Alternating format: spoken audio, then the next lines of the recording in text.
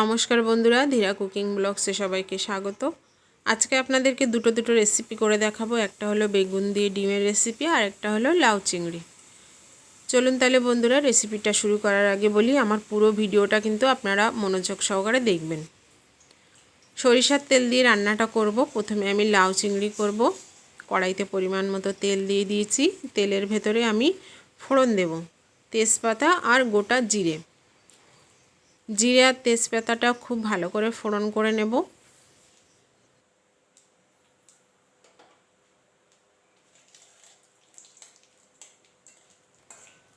দেখুন বন্ধুরা, জিরে আর তেজপাতা খুব ভালো করে ফোড়ন হয়ে গেছে। এবার আমি দিয়ে দেব চিংড়ি মাছ।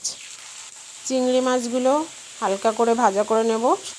চিংড়ি মাছ কিন্তু খুব বেশি ভাজা করা লাগে না। এর ভেতরে সামান্য একটু নুন আর সামান্য হলুদ গুঁড়ো দেব। পরে আবার নুন আর হলুদ গুঁড়োটা দেব লাউ দেওয়ার পরে। চিংড়ি মাছটা হালকা করে ভাজা করে নিয়ে তারপরে আমি কুচানো লাউটা দেব।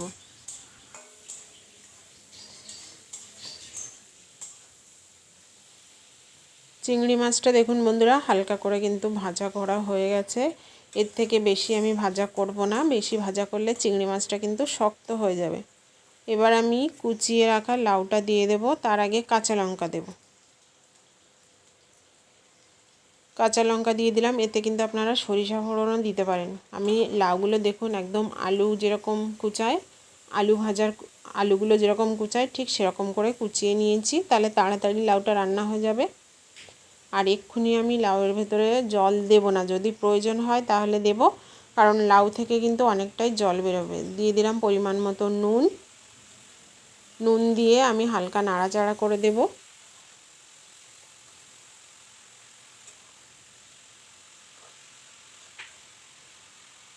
নাড়াচাড়া করে দিয়েছি। এবার আমি ঢেকে 10 মিনিট রান্না করব। 10 মিনিট পরে লাউ থেকে কিন্তু অনেকটাই জল বেরোবে। ঢাকনা খুলে আপনাদেরকে দেখিয়ে দিচ্ছি। দেখুন লাউ থেকে কিন্তু অনেকটাই জল বেরিয়েছে আর লাউও কিন্তু অনেকটাই কমে গেছে। আমি আর একটু নাড়াচাড়া করে আমি আবারও ঢেকে রান্না করব। দেখুন বন্ধুরা, লাউ দিয়ে অনেক জল বেরিয়েছে, দেখেই বুঝতে পারছেন। আর লাউ কিন্তু অনেকটাই কমে গেছে। এইভাবে ঢেকে ঢেকে রান্না করলে লাউটাও তাড়াতাড়ি সেদ্ধ হয়ে যাবে আর এক্সট্রা কোনো জলও কিন্তু লাগবে না। নাড়াচাড়া করে দিয়ে আমি আবারও 10 মিনিট ঢেকে রান্না করব। দেখুন বন্ধুরা, ঢাকনাটা খুলে আমরা আবারও দেখি লাউয়ের কী অবস্থা। লাউ কিন্তু অনেকটাই সেদ্ধ হয়ে গেছে, দেখেই বুঝতে পারছেন। আমি এইভাবে ঢেকে ঢেকে রান্না করব বেশ কিছু সময়, আর লাউও তাড়াতাড়ি সেদ্ধ হয়ে যাবে আর তাড়াতাড়ি রান্না করাও হয়ে যাবে। লাউ রান্না হতে থাকুক। এদিকে আমি ডিম সেদ্ধ করে ডিমের খোসাটা ছাড়িয়ে নিয়েছি, তাহলে ডিমটা রান্নাও তাড়াতাড়ি হবে। এবার আমি লাউয়ের ভেতরে দিয়ে দেবো 1 চা চামচ জিরের গুঁড়ো। জিরের গুঁড়োটা দিয়ে খুব ভালো করে লাউটাকে নাড়াচাড়া করে দেব। আর লাউটা একটু খুব ভালো করে নাড়াচাড়া করতে হবে। যত আপনি লাউটা ঘেটে রান্না করবেন তত কিন্তু খেতে টেস্টি লাগে। বাড়িতে এইভাবে রান্না করে দেখবেন। একদম কম তেল মশলায় রান্না করছি আমি। শুধু নামানোর আগে একটু ভাজা জিরের গুঁড়ো দিয়েছি। আর লাউটাকে এভাবে ঘেটে ঘেটে রান্না করবেন, দেখবেন ভীষণ টেস্টি লাগে চিংড়ি লাউ খেতে। চিংড়ি লাউ বিভিন্নভাবে রান্না করা যায়। আমি কিন্তু একদম কম তেল মশলায় রান্না করে আপনাদের দেখিয়ে দিলাম এই লাউ চিংড়ি।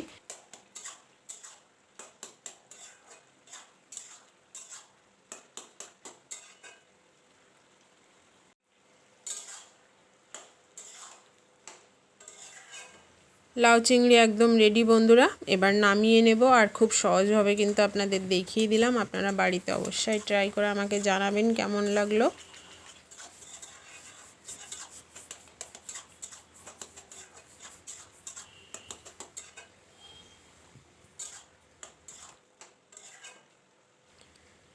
এবার তরকারিটা নামিয়ে নেব। দেখুন বন্ধুরা, লাউ চিংড়ি নামানো হয়ে গেছে। এবার আমরা ডিমের রেসিপিটা শুরু করব। তার জন্য ডিম তো সেদ্ধ করে ছুলে নিয়েছি, মানে খোসা ছাড়িয়ে নিয়েছি, আপনাদের দেখিয়েছি আগে। এবার কড়াইতে দিয়ে দেব পরিমাণ মতো সরিষার তেল। আপনারা সাদা তেলেও করতে পারেন। তেলটা খুব ভালোভাবে গরম হয়ে গেলে আমি ডিমগুলো আগে ভাজা করে নেব। হালকা করে ভাজা করব। সামান্য একটু হলুদ গুঁড়ো আর সামান্য একটু নুন দিলাম, তাহলে ডিমে আর নুন হলুদ মাখানো লাগবে না, তেলটাও ছিটাবে না। এজন্য আমি তেলের ভেতরে সামান্য নুন আর সামান্য হলুদ দিয়ে দিয়েছি। দেখুন ডিমের গায়ে কিন্তু হলুদ হয়ে যাচ্ছে আর নুন তো রয়েছে তেলের ভেতরে। ডিমে আর নুন হলুদ মাখানো লাগলো না, আমি হালকা করে ভাজা করে নেব ডিমটা না আর কি, ডিমগুলো হালকা করে ভাজা করে নেব, খুব বেশি কিন্তু লালচে করে ভাজা করব না।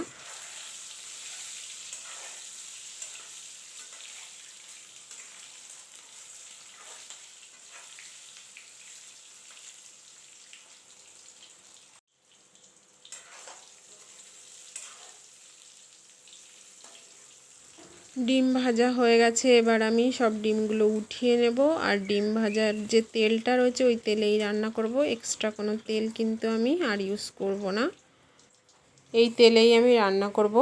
দেখুন বন্ধুরা, বেগুনগুলো কিভাবে কেটেছি, আর পেঁয়াজ 4 খণ্ড করে কেটে নিয়েছি, আর চেরা কাঁচা লঙ্কা তেলে দিয়ে আমি হালকা করে ভাজা করে নেব। এই বেগুনগুলো কিন্তু আপনারা আপনাদের ইচ্ছা মতো কেটে নিতে পারেন, আমি যেভাবে কেটেছি সেইভাবে কাটতে হবে এমন কোনো মানে নেই, আপনারা আপনাদের ইচ্ছা মতো একটু পাতলা করে বেগুনগুলো কাটবেন।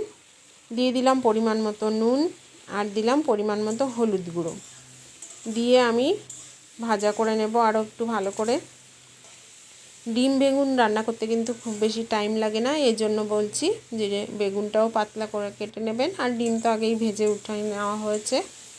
দেখুন বন্ধুরা, বেগুন পেঁয়াজ লঙ্কা কিন্তু ভাজা করা হয়ে গেছে, হালকা করে ভাজা করে নিয়েছি।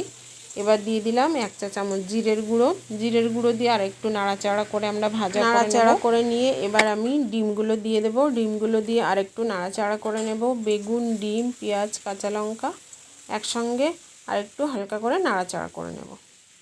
এবার দিয়ে দেবো পরিমাণ মতো জলটা আপনাদের আন্দাজ বুঝে দিতে হবে, খুব বেশি জল কিন্তু লাগে না, কারণ রান্না হতে খুব বেশি সময় লাগে না, এজন্য অল্প করে জল দিতে হবে। আর বেগুন যেহেতু ভাজা করতে করতেই সেদ্ধ হয়ে গেছে, সেজন্য বেগুনের সেদ্ধ হতে এক্সট্রা কোনো জল লাগবে না, বেগুন ভাজা করতে করতে অলরেডি সেদ্ধ হয়ে গেছে।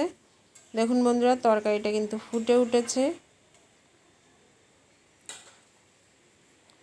কিছুক্ষণ ফুটতে দেব, আপনারা দেখেই বুঝতে পাচ্ছেন ডিম বেগুন রেসিপি কিন্তু প্রায় হয়ে এসেছে।